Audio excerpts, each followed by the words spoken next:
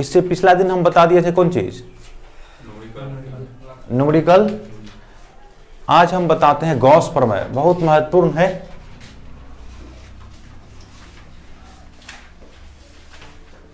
Gauss का प्रमेय,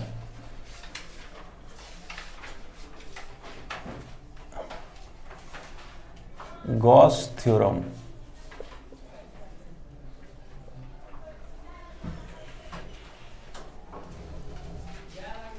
ठीक है, गॉस प्रमेय, गॉस का थ्योरम। देखो पिछले दिन हम विद्युत फ्लक्स बताए हैं ना, विद्युत फ्लक्स। अगर जैसे ये कोई बंद क्षेत्र है, नहीं, अगर इसमें इलेक्ट्रिक फील्ड है, यहां पे इलेक्ट्रिक फील्ड है, जैसे मान के चलो यहां पे कोई क्यू आवेश रखा है यहां सेंटर पे, तो इसके कारण यहां पे फील्ड होगा, इधर ई होगा ना, यहां पे ई होगा, बोलो ना जी, यहां भी ई होगा ना। इसको मान लेते हैं E1 है, इसको मान लेते हैं E2। नहीं जानता है, बिंदु आवेश जो है Q दूरी पे, Q आवेश है R दूरी पर, यहां पे फील्ड कितना होता है, E बराबर बोलो KQ और बटा कितना R² होता है ना। हो जाएगा ना, यहाँ फील्ड E1 होगा, यहाँ E2 होगा ना, ऐसे ऐसे करके यहाँ कितना होगा, E3 होगा, यहाँ होगा, माने हर जगह फील्ड होगा। तो विद्युत क्षेत्र है तो विद्युत फ्लक्स भी होगा ना। विद्युत फ्लक्स का मतलब कितना क्षेत्र रेखा गुजर रहा है, तो यहाँ का फ्लक्स कैसे निकालेगा, छोटा सा एरिया लेगा कौन, DA, और इसको क्या कर देगा E1 डॉट कितना DA कर देगा, तो यहाँ का फ्लक्स निकलेगा, यहाँ का फिर निकाल लेगा ऐसे करके DA लेकर के, पूरा के लिए क्या करेगा, फ्लक्स निकाल लेगा। ये निकालना हम पहले से बता चुके हैं। अब हम इसी के प्रयोग से गॉस थ्योरम या गॉस प्रमेय को समझना चाहते हैं। तो देखो ये कोई बंद क्षेत्र है, बंद पृष्ठ है, समझा ना, कैसा है, बंद। इसमें मान के चलो आवेश रखा है, मान लेते हैं अभी Q1 है, दो को आवेश है, Q1 और Q2, ठीक है ना, Q1 और Q2 दो आवेश है। तो इससे विद्युत फ्लक्स होगा ना, इस पृष्ठ से। विद्युत फ्लक्स का क्या मतलब कि किसी क्षेत्र से कितनी क्षेत्र रेखा गुजर रही है उसी की संख्या कहलाती है विद्युत फ्लक्स। यहाँ विद्युत क्षेत्र है ना, तो विद्युत क्षेत्र है तो क्षेत्र रेखा होगा ना, क्षेत्र रेखा होगा तो इससे गुजरेगा ना, इस क्षेत्र से। अभी तो बताया था इससे निकलेगा, इससे निकलेगा, इससे निकलेगा, इससे निकलेगा, तो इससे निकलेगा ना। तो देखो गॉस का थ्योरम क्या कहता है कि किसी बंद पृष्ठ है ना, से गुजरने वाला कुल फ्लक्स, किसी बंद पृष्ठ से गुजरने वाला कुल फ्लक्स पृष्ठ के अंदर के कुल आवेश का 1/ε गुना होता है, 1/ε गुना होता है। हम लिख रहे हैं थोड़ा सा, किसी बंद पृष्ठ से गुजरने वाला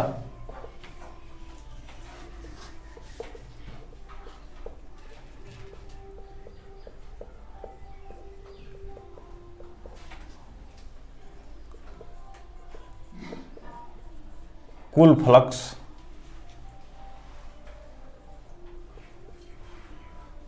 बंद पृष्ठ के भीतर उपस्थित कुल आवेश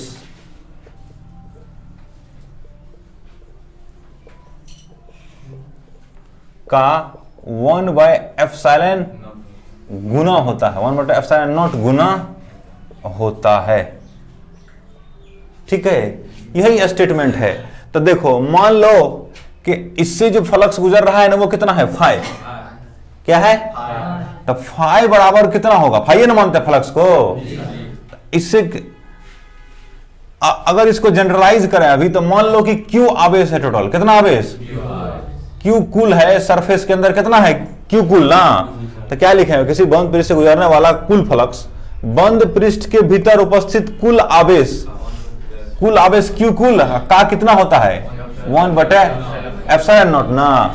तो इसका मतलब ये फाई बराबर होगा कितना, क्यू कुल अब बटा कितना होगा, ε0। यही हमारा क्या है, गॉस थ्योरम का स्टेटमेंट है और ये गणितीय रूप है उसका। ठीक ना, कि किसी बंद पृष्ठ से गुजरने वाला कुल फ्लक्स पृष्ठ के अंदर उपस्थित कुल आवेश का 1/ε0 होता है। समझ रहा है? अब इस पृष्ठ पे आएंगे तो इस पृष्ठ में देखो, इससे फ्लक्स गुजरेगा ना, आवेश है, फील्ड होगा, फील्ड होगा तो फ्लक्स होगा। अब फ्लक्स होगा तो कितना होगा, तो यहां देखो इस आवेश, इस पृष्ठ को मान लेते हैं A1 एरिया है, एरिया के लिए लिखे हैं, तो इसके कारण जो कुल फ्लक्स होगा फाई बराबर फाई क्या होगा, क्यू कुल, अब बटा कितना ε0 ना जी, क्यू कुल कितना Q1 प्लस Q2 अब बटा कितना होगा ε0 होगा, इसका यही फ्लक्स होगा। देखो उस दिन फ्लक्स निकालना कितना टफ था ना उस दिन। अभी गॉस थ्योरम से क्या हुआ, फ्लक्स कैसे निकालेंगे, कितना आवेश है तल सतह के भीतर, बटा क्या कर दो ε0 कर दो, बड़ा ही सिंपल है ना। जिस सतह, ये सतह है ना, ये सतह, जिस सतह पर हम गॉस का नियम लगाते हैं, जिस पे लगाया है ना अभी, जिस सतह पे गॉस का नियम लगाते हैं ना उसको गॉसीय सतह कहते हैं। क्या कहते हैं? गॉसीय सतह। तो ये कौन है हमारा, कौन चीज है, गॉसीय सतह है ना, गॉसीय सतह है। इंग्लिश में हम लोग गॉसियन सरफेस कहते हैं। क्या कहते हैं? Gaussian surface. नहीं, पहली बात। दूसरा ये कि यहां पर आवेश कहां रखा है ना, इससे हमको कोई मतलब नहीं है, इसके अंदर आवेश होना चाहिए, बस हमको इससे मतलब है। आवेश कहां है इससे हमको कोई मतलब नहीं है। तो और क्या लिख सकते हो, पहले लिख लो, नोट कर लो इसको, तो हम फिर लिखाते हैं सिस्टमेटिक रूप से।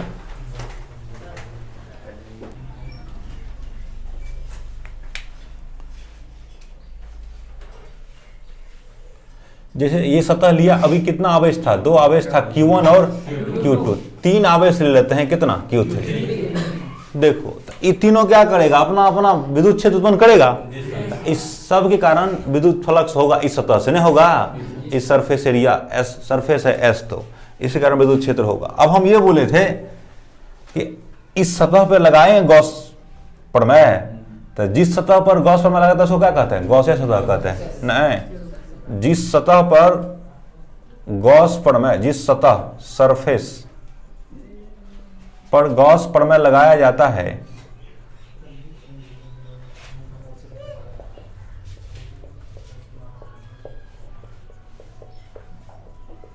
वह सतह गॉसीय सतह कहलाता है।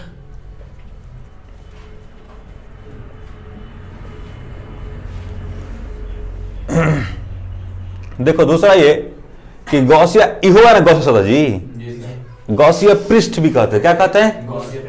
या गॉसीय पृष्ठ कहेंगे या गॉसीय सतह कहेंगे। तो देखो हमने ये नहीं कहा कि कहां आवेश रखा है, इसके अंदर कुल आवेश जो है उसी को देखना है, खाली कहां रखा है इससे हमको मतलब नहीं है, कैसा है, धन है कि ऋण है, इससे भी कोई मतलब हमको नहीं है। हमको क्या है, खाली ये देखना है कि इसके अंदर आवेश कितना है, टोटल कुल। नहीं समझ रहे बात?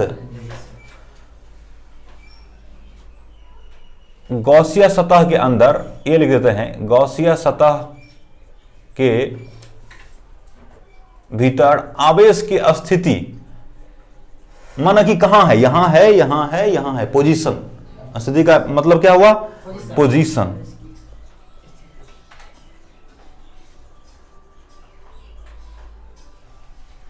से कोई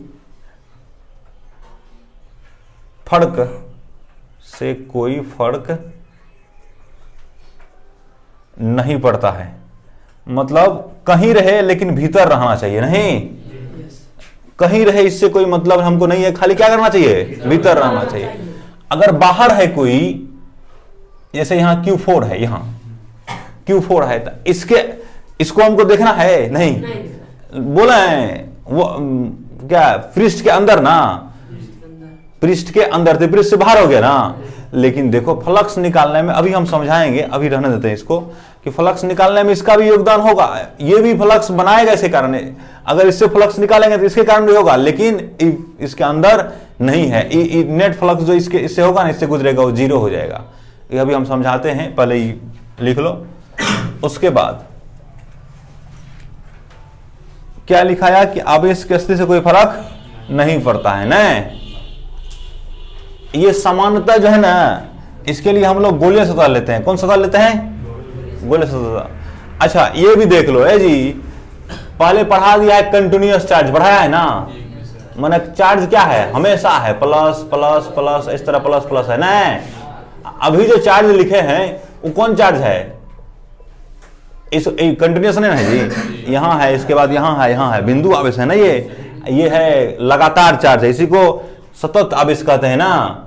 इसको कहते हैं विभक्त आवेश। क्या कहते हैं, विभक्त आवेश। कैसे हो, यहाँ है, यहाँ है, यहाँ है, इसको बोलते हैं विभक्त आवेश, डिस्क्रीट चार्ज। नहीं, ये सब नहीं बताया पहले। इसको बोलते हैं सतत आवेश, कंटिन्यूअस चार्ज। तो इसके अंदर सतत हो या विभक्त हो तो पर भी कोई फर्क नहीं पड़ता है, होना चाहिए खाली। तो पृष्ठ के अंदर, पृष्ठ के भीतर सतत या विभक्त, कंटिन्यूअस और डिस्क्रीट आवेश हो सकता है। ठीक। अब देखो बोर्ड परीक्षा में पूछा गया है कि गॉस के प्रमेय को क्या कीजिए, साबित कीजिए। नहीं, गॉस प्रमेय को ये तो हम अभी इसको प्रूफ कर रहे हैं। गॉस प्रमेय का प्रमाण, प्रूफ ऑफ गॉसेस लॉ।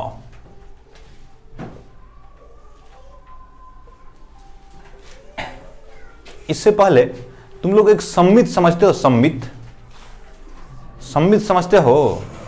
यहां देखो, ये पहले समझ लो, सम्मित इंग्लिश में कहते हैं सिमेट्रिक।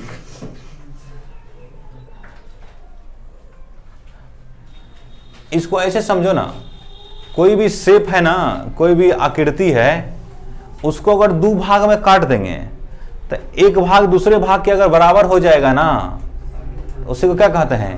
नहीं तो इसको ऐसे भी कह सकते हैं, दो भाग में इस तरह से काटेंगे कि एक भाग को मिरर के सामने रखने पर दूसरा भाग दिखाई दे, लगेगा दूसरा भाग है, उसी को क्या बोलते हैं, सम्मित बोलते हैं। ठीक है, जैसे सुनो,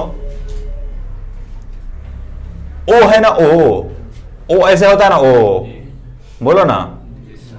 हाथ से लिखने बढ़िया नहीं हुआ, बिल्कुल गोल नहीं लगता है, लेकिन मान लो ना पूरा एकदम एग्जैक्ट गोल है। इसको ऐसे काट दिया, इस गोल को काटा, तो देखो ये जो गोल को काटा था, ये वाला भाग इसको ढक लेगा, ऐसे करके मोड़ देंगे तो बोलो ना। इसको क्या करें, इसको काटेंगे, इधर से उल्टा के इस पर रख लेंगे, ढक लेगा। तो इसको बोलते हैं कि ये सम्मित आकृति है। ये है ना, है जो लाइन है, ये लाइन, इसको बोलते हैं, इसका सम्मित अक्ष है। क्या है, सम्मित अक्ष। इंग्लिश में कहते हैं एक्सिस ऑफ सिमेट्री। क्या बोलते हैं, तुमको इसका यूज केमिस्ट्री में आएगा, हम बताएंगे आगे केमिस्ट्री में, जब आइसोमर बताएंगे ना, तो उस समय इसका काम होता है, ज्योमेट्रिकल आइसोमर, ऑप्टिकल आइसोमर, उसमें इसका यूज होता है, एक्सिस ऑफ सिमेट्री। अच्छा, ऐसे हो गया ना, ये लाइन अभी वर्टिकल है ना जी, अरे ऊर्ध्वाधर है ना। अच्छा, इसको देखो तो अब इसको तो तत्काल भूल जाना है, इसको ऐसे काटेगा तो ये होगा, बोलो ना। ऊपर का को काट करके ऐसे मोड़ देगा इस पे, तो ढप लेगा ना इसको। ये भी नहीं इसका एक्सिस ऑफ सिमेट्री है, एक्सिस ये भी है। अच्छा ठीक है, यहां बताओ, ये भी हो जाएगा, ये भी हो जाएगा। इसका क्या मतलब है, अच्छा देखो फिर एक बार और, ऐसे में हो जाएगा, हो जाएगा ना। तो इसका क्या मतलब है कि इसमें एक्सिस ऑफ सिमेट्री जो है ना असीमित है, असंख्य है, नहीं, जिधर हम दे रहे हैं उधर हो जा रहा है, नहीं समझ रहे बात। तो इसमें बहुत सारा एक्सिस ऑफ सिमेट्री है, इनफाइनाइट होगा, अनंत होगा, समझा कि नहीं। अब हम दूसरा लेटर लेते हैं, लेटर तब हम जहां हमको चलना है वहां हम गोला पे आएंगे, तो वहां हम पहुंच जाएंगे। एक वर्ड है इंग्लिश अल्फाबेट में, एम है ना,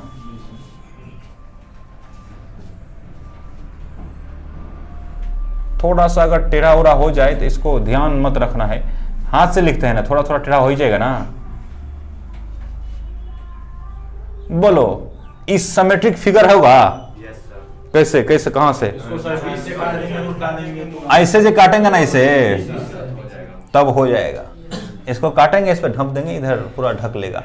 लेकिन ऐसे तो इसमें कितना एक्सिस ऑफ सिमेट्री? एक ही। पता चल रहा है ना, इसमें एक्सिस ऑफ सिमेट्री ढेरी के बहुत ज्यादा, लेकिन इसमें क्या एक है? नहीं।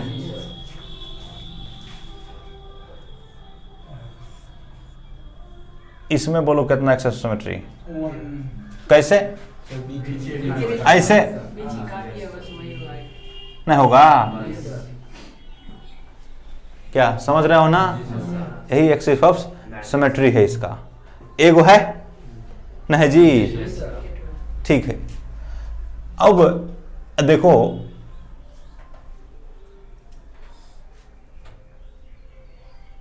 ठीक है रहने दो। ये कौन चीज है? आयत। इसका ये बताओ, सममित आकृति हो सकता है कैसे? इसको बीचे बीच काटेंगे हो जाएगा। एक बार ऐसे ऐसे काट देगा तो कोना कोना भी काटेंगे तो हो जाएगा। कोना कोनी से इसके बाद इहो नहीं, एक एक्सेस समझी, ये हुआ, ऐसे भी हो जाएगा। कोना कोनी भी हो जाएगा। सोचो ना, देख लेते हैं कोना कोनी होगा कि नहीं होगा। ई हुआ नहीं, एक एक्सिस समझ ये हुआ, एक दो हुआ, तो आयत में कितना हो गया? दो में तो कोई विवाद नहीं है ना। इसको काट देगा, इसको ढकेगा, ढक लेगा, इधर से ऐसे काटेगा, इसको ऊपर कर देगा, ढक लेगा। लेकिन एक ने आदमी ने बोला कि विकर्ण की दिशा में काटना है ना जी। अच्छा देखो तो इसको कोना कोनी काटते तो ढक लेगा, ये नहीं ना ढकेगा, इसमें नहीं होगा। ही चलेगा, है यहाँ ही चल जाएगा, वहां नहीं होगा। आयत जो है सममित आकृति है, लेकिन इसका दो अक्ष है न है, एगो लेंथ वाइज, एगो ब्रेड्थ वाइज, माने एगो लंबाई के अंदर से, एगो चौड़ाई के अंदर से। अब बीच में सेंटर से गुजराना चाहिए उसको, कि कह देंगे ऐसे है नहीं ना है, इसके बीच में गुजरना चाहिए। अगर वर्ग है, वर्ग मान लेना है वर्ग है, ये वर्ग में देखो, वर्ग में 4 हो सकता है ना। देखते हैं, एगो ऐसे होगा, एगो ऐसे होगा, एगो ऐसे विकर्ण की दिशा में होगा, अभी ढक लेगा, अब की बार ऐसे में होगा, ढक लेगा ना। और सोचो, और होगा, हमको तब नहीं लगता है होगा। अब नहीं ना, यहाँ करेगा तो ये आधार आ जाएगा, इधर करेगा तो आधार आ जाएगा, इधर करेगा आधार आ जाएगा। तो इसमें कितना एक्सिस ऑफ सिमेट्री? 1, 2, 3 और 4। बात समझ रहा है ना? इसका हम यूज गॉस थ्योरम में करेंगे, गॉस प्रमेय में करेंगे। देखो अभी समझ गया ना एक्सिस सिमेट्री क्या होता है? अच्छा, वृत्त है सममित आकृति, वृत्त। अरे ये तो ओ है जैसा है ना, तो ये है ना। अब देखो गोला, देखो गोला, हमको गोले पे बात करना है। गोला अभी तो हमको लगता है वृत्त है, लेकिन ऐसे नहीं है, ऐसे है, गोला है नहीं। जैसे तुम गेंद को समझो, गेंद, गेंद सममित आकृति है। अगर उसको बीचे बीच काट देगा सेंटर से गुजरते हुए, तो सममित आकृति है कि नहीं? समझ रहे ना बात? वो क्या है? सममित आकृति है। आदमी है सममित आकृति जी, आदमी देखो, अगर आंख और सब कुछ ठीक ठाक है ना, इस साइड और उस साइड, तो बीच से जो काट देगा तो हो जाएगा सममित आकृति ना। लेकिन शर्त यह है कि दोनों साइड ठीक ठाक होना चाहिए, है हाँ, डिफरेंस नहीं होना चाहिए, तो आदमी क्या हो जाएगा? हो जाएगा सिमेट्रिक नहीं। अगर सब कुछ ठीक है इस साइड उस साइड, तो एक एक्सिस ऑफ सिमेट्री है, ऐसे जैसे ए वाला, जैसे ए वाला में हुआ, जैसे एम वाला में हुआ, वैसे हो जाएगा नहीं। अभी बैकग्राउंड था इसका, जो समझने के लिए तुमको जरूरी था। तो अब हम गोला की सममिति का प्रयोग करें। किसके? अब देखो इसके क्या मतलब है।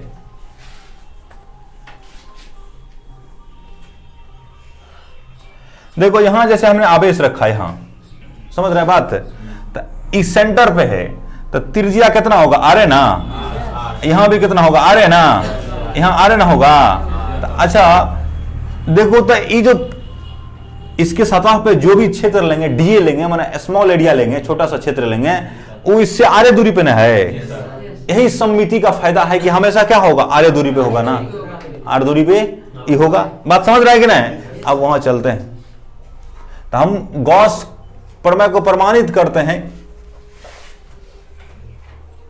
सममित के लिए। क्या? किसके लिए? सममित आकृति के लिए। तो माना एक गोला है न जी, माना एक गोला है जिसके केंद्र O पर Q आवेश रखा है। कितना आवेश? गोला की त्रिज्या कितना है? R है। नहीं है, गोला का त्रिज्या R है। तो यहां पे देखो, यहां पे एक छोटा सा स्मॉल एरिया क्या लिया? DA। नहीं, इधर लिया इसका n कैप। याद है ना, एरिया वेक्टर जो लेते थे, इहन एरिया वेक्टर, तो इस पे लंब कोई इकाई से लेते थे n कैप, उसी दिशा में उसका दिशा होता था। तो इस एरिया वेक्टर का दिशा में, इस एरिया वेक्टर पर लंबवत एक सदिश लिया। कौन सदिश? n cap. वही इसका दिशा बताएगा।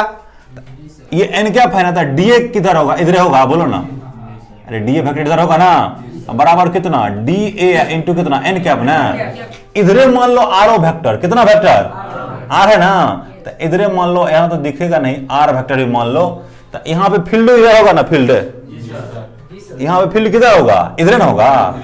इधर मान लेते हैं, इधर E भी है ना। तो क्या क्या चीज है? E भी है और DA भी है ना, इसी कारण होगा ना इधर फील्ड जी। बोले थे कैसे? Q है ना, Q इससे 8 दूरी पर फील्ड निकालेगा, तो फील्ड के साथ दोनों बिंदु इसको मिलाने वाला रेखा की दिशा में होता है। नहीं बताए थे? यहाँ पे +1 रखा हुआ, यहाँ पे Q, तो इसको किस दिशा में मिला? इसी दिशा में ना। तो इधर ऐसे होगा फील्ड, तो ये प्लस आवेश है ना, इसलिए फील्ड क्या होगा? बाहर जाएगा। नहीं, तो यहाँ E बताओ कि E और DA के बीच का कोण कितना डिग्री? 0 डिग्री नहीं है। E और DA के बीच का कोण कितना डिग्री? 0 डिग्री है। ये एक ही दिशा में तो हो गया दोनों। तो हम लिखते हैं,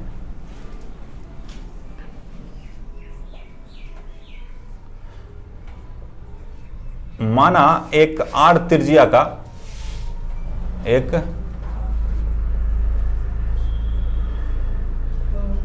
गोलीय पृष्ठ है। कौन पृष्ठ है? जिसके केंद्र पर आवेश, जिसके केंद्र पर आवेश Q रखा है। कितना रखा है? Q रखा है। तो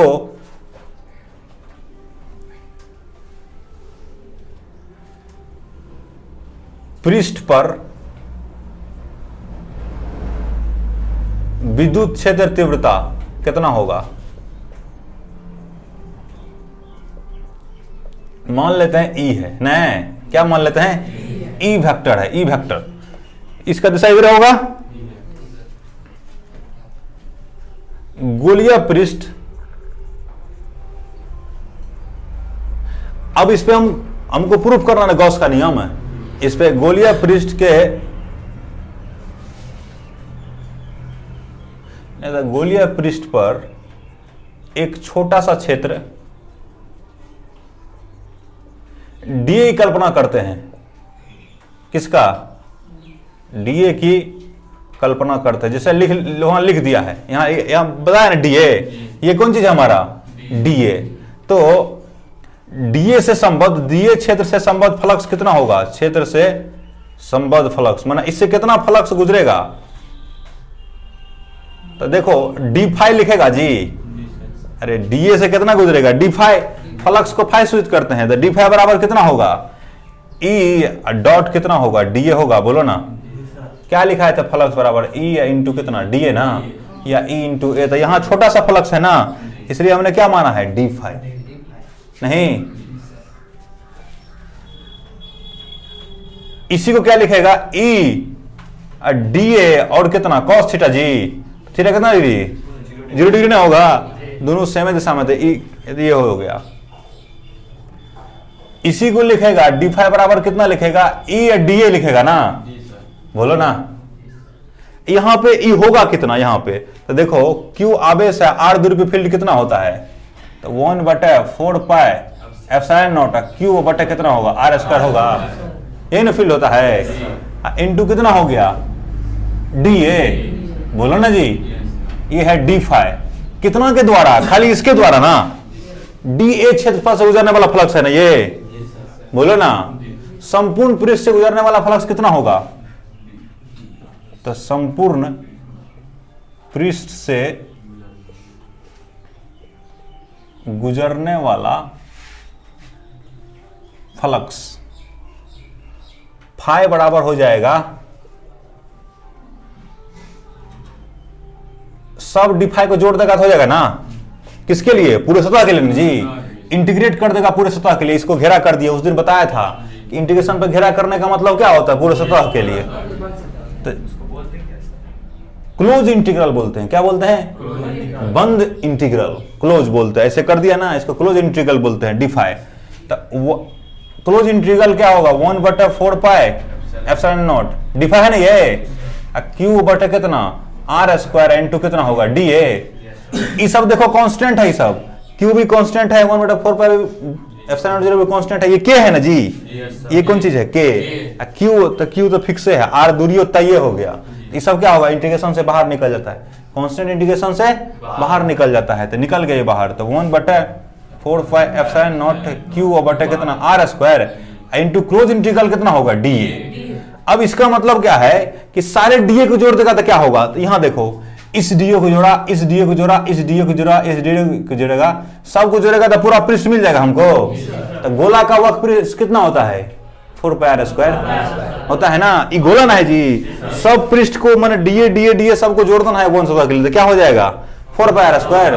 तो चलो 1/4 पाई एप्सिलॉन नॉट क्यू बटे कितना आर स्क्वायर इनटू ये कितना हो जाएगा 4 पाई आर स्क्वायर। 4 पाई से 4 पाई कैंसिल हो गया, आर स्क्वायर से आर स्क्वायर कैंसिल हो गया, तो क्या बचा बोलो, तो क्यू बटे कितना होगा एप्सिलॉन नॉट बचा ना, यही था गॉस फॉर्मूला, फाई बराबर कितना क्यू बटे एप्सिलॉन नॉट। प्रूफ हो गया, तो ये हो गया तुमको प्रूफ। ए देखो सुनो, कभी कभी क्या कहता है, कूलम नियम से कहता है प्रमाणित करने के लिए। कौन नियम से, कूलम नियम के लिए यहाँ क्या करेगा, यहाँ क्यू है ना, यहाँ क्यू नोट रख देगा, कहाँ टेस्ट चार्ज रखता है ना, फील्ड से निकाला था याद है ना, परीक्षण आवेश। अरे क्यू के कारण हमको फील्ड निकालना है, तो क्या बोले थे, 8 दूरी पर क्यू नोट रख देना परीक्षण आवेश। तो परीक्षण आवेश से बल निकाल करके उसमें से भगा दे देना है। जैसे एफ बराबर कितना होगा, के क्यू नोट बटे कितना आर स्क्वायर ना। तो ई बराबर कितना होता है, एफ बटे क्यू नोट ना, नहीं बताया ये बात है। एफ ये के क्यू नोट बटे आर स्क्वायर बटे कौन चीज, क्यू नोट ना, क्यू नोट से क्यू नोट कैंसिल होगा, तो क्या होगा के क्यू बटे कितना होगा आर स्क्वायर। तो क्यू नोट रख देंगे कहां पर, जहां पर डीए लिए हैं। तो क्यू नोट पे बल इधर लगेगा, इधर फील्ड है। अरे बल और फील्ड में कोई अंतर नहीं है, फोर्स और फील्ड में सेम है, खाली वही है कि कुछ अति से घट जाता है क्यू नोट से, नहीं दिशा दोनों का क्या होगा, सेम ही होगा। अगर ये मन, ये तो प्लस है ना होगा टेस्ट चार्ज, अगर ये प्लस है तो बल इधर लगेगा, क्षेत्र इधर होगा। अगर ये माइनस है तो ये खींचेगा ना, क्षेत्र इधर हो जाएगा ना। कूलम नियम से जो कहेगा प्रमाणित करने के लिए, तो यहां क्या करें, क्यू नोट ले लेंगे ना, यहां पे विद्युत क्षेत्र तीव्रता तब नहीं लिखेंगे ना, यहां लिखेंगे पृष्ठ पर कूलम बल कितना है, तो कूलम बल कितना होगा, एफ होगा ना। यहां पे लिख देना है क्या, कूलम बल कितना है, एफ है, ठीक है ना। अतः यहां पर फील्ड निकाल देंगे यही पे। अब इसके बाद क्या करेंगे, तो यहां फील्ड कितना होगा, यहां जोड़ना है जो तुमको, यहां फील्ड कितना होगा, तो एफ ई बराबर कितना होता है बोलो ना, एफ बटा क्यू नोट नहीं होता है, एफ क्या निकलेगा है ना, क्यू नोट बटा कितना आर स्क्वायर बटा क्यू नोट। आ गया तुमको ई बराबर के क्यू बटा कितना आर स्क्वायर बराबर 1/4 पाई एप्सिलॉन नॉट क्यू बटा कितना होगा आर स्क्वायर। आ गया। अब यहां से शुरू कर देना फिर इसको, हैं कूलम नियम से भी प्रूफ किया जा सकता है। कूलम नियम से बल निकाल लेगा यहां, तब उसे क्या करेगा, फील्ड निकाल देगा। देखो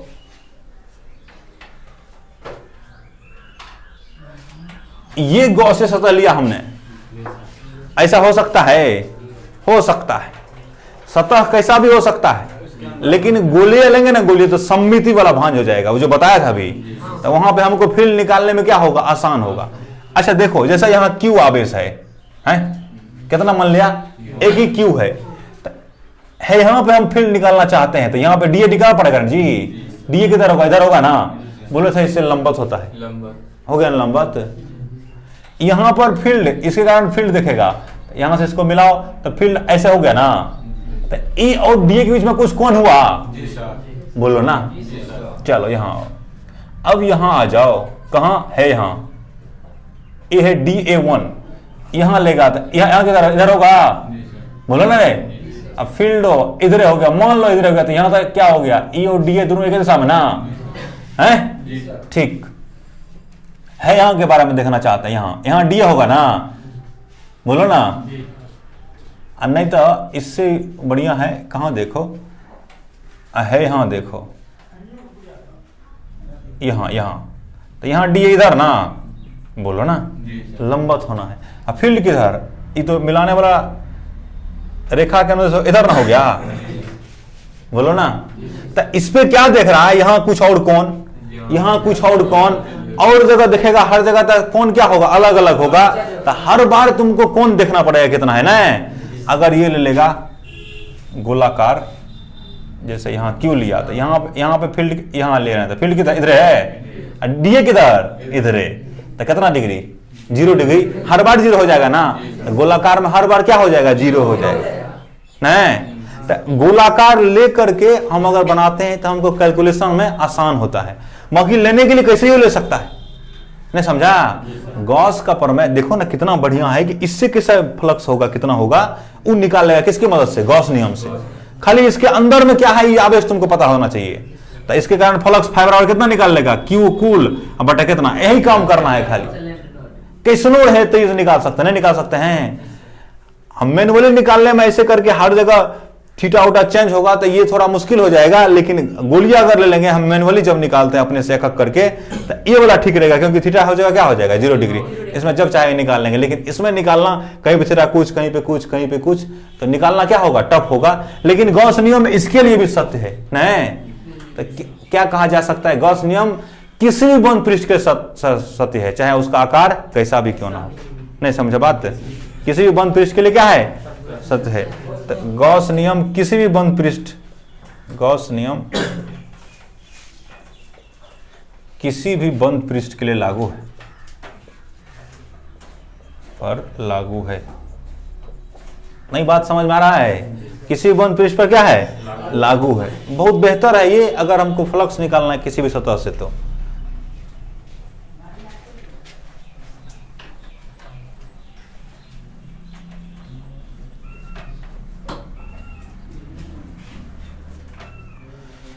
चलो यहां देखो जी, एक ऐसा लिया गॉसियन सतह है, कौन सतह है, गॉसियन सतह है, तो यहाँ पे कितना आवेश Q1, यहाँ पे कितना Q2, यहाँ पे Q3, यहाँ पे Q4, ऐसे ऐसे करके ढेरी है, Qn तक है ना। तो देखो ये अपना फ्लक्स बनाएगा, ये अपना बनाएगा, ये अपना बनाएगा और ये अपना बनाएगा ना, बोलो ना। तो इससे संबद्ध कुल फ्लक्स कितना होगा, कुल फ्लक्स फाई बराबर कितना होगा, φ1 plus φ2 plus φ3 plus φ4 plus dot कितना होगा, φn होगा, बोलो ना। तो φ1 बराबर कितना होगा, Q1 बटे एप्सिलॉन नॉट होगा, Q2 प्लस कितना होगा, Q2 बटे epsilon not plus Q3 Qn बटे एप्सिलॉन नॉट। अब 1 बटे एप्सिलॉन नॉट सब में है ना, तो कॉमन कर लिया 1 बटे एप्सिलॉन नॉट, तो यहाँ कितना होगा, Q1 plus Q2 plus Q3 plus Q4 plus dot dot कितना हो गया, Qn, नहीं हो गया। तो इससे देखो ना ये क्या है, फाई बराबर 1 बटे एप्सिलॉन नॉट, और ये Q कुल नहीं है, अरे इस सतह के अंदर कितना Q कुल है, यही सब ना है, बात खत्म। ये तो पहले बोले थे नहीं, गुना कितना होगा, Q कुल बटे एप्सिलॉन नॉट हो जाएगा ना, लिखेगा तो लिख लो, हो गया। देखो यहाँ ये क्या समझ सकते, क्यू कुल क्या है, सब है ना जी, इसको जोड़ दिया है ना सबको, इसको ऐसे ही जोड़ते हैं ना, तो इसको कहते हैं बीजगणितीय योग, क्या कहते हैं, तो यहाँ क्यू जो है, क्यू क्या है, आवेशों का बीजगणितीय योग है ना, इसका मतलब इसमें साइन भी लेना है, कैसा लेना है, प्लस भी लेना है और माइनस भी लेना है। जैसे इसी में अगर हम कर दें ये प्लस Q1 है, ये क्या है माइनस Q3 है, तो यहाँ क्या हो जाएगा, तब यहाँ हो जाएगा माइनस Q3 हो जाएगा, हाँ हर जगह तब हो जाएगा, हाँ यहाँ कहाँ, यहाँ ना, यहाँ यहाँ यहाँ यहाँ, वो सब नहीं, ऊपर में नहीं, वो तो फ्लक्स जोड़ेंगे तब उसका साइन ले लेंगे, साइन के साथ लेना है। अगर आवेश का साइन माइनस है तो फ्लक्स क्या होगा, माइनस होगा। अब फ्लक्स को जोड़ेंगे तो फ्लक्स धन और ऋण हो सकता है, तो आवेश में पता चल जाएगा कि धन है कि ऋण है। आवेश से पता चलेगा ना, पहले कैसे पता चलेगा? आवेश से ना, आवेश से निकल जाएगा धन है कि ऋण है। देखो ऐसा क्या है, इसमें तुम समझ रहे हो इसको, Q1 है प्लस और Q2 है कितना माइनस। इसका क्या मतलब हुआ? देखो प्लस आवेश से विद्युत क्षेत्र रेखा निकलता है, धन आवेश विद्युत क्षेत्र रेखा निकलती है, पढ़ा दिया है ना। तो इससे क्या होगा? निकलेगा ना जी, बोलो ना। तो एक हो गया निकलने वाला, ऋण आवेश तो क्या हो गया? खत्म होने वाला। नहीं, इस पे तो आएगा, नहीं समझ रहे बात? तो क्या कह रहे हैं? घटा देगा नहीं दोनों मिलके अपने आप। अगर दोनों प्लस से होता तो क्या करा? दोनों से निकलवे करता, अधिक होता ना, निकलने वाला अधिक होता। दोनों अगर माइनस से होता तो आने वाला अधिक होता। लेकिन एगो प्लस है एगो माइनस है, माने एगो निकल रहा है एगो कम हो रहा है। तो अब जोन ज्यादा होगा, मतलब कि अगर प्लस ज्यादा है तो ज्यादा निकल जाएगा, अगर माइनस ज्यादा है तो ज्यादा आ जाएगा। नहीं समझ रहे हैं ना बात? अब आज छोड़ देते हैं, एक दिन और बताना ही पड़ेगा, ठीक है ना।